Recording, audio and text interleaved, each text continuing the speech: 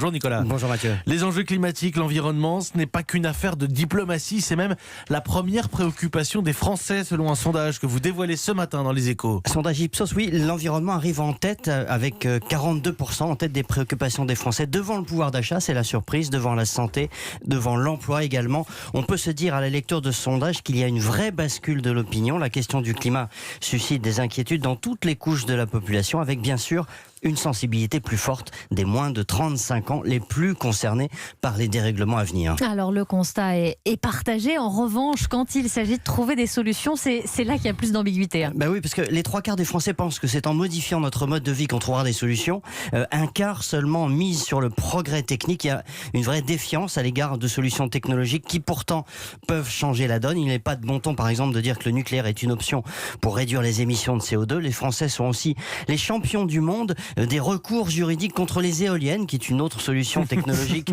controversée.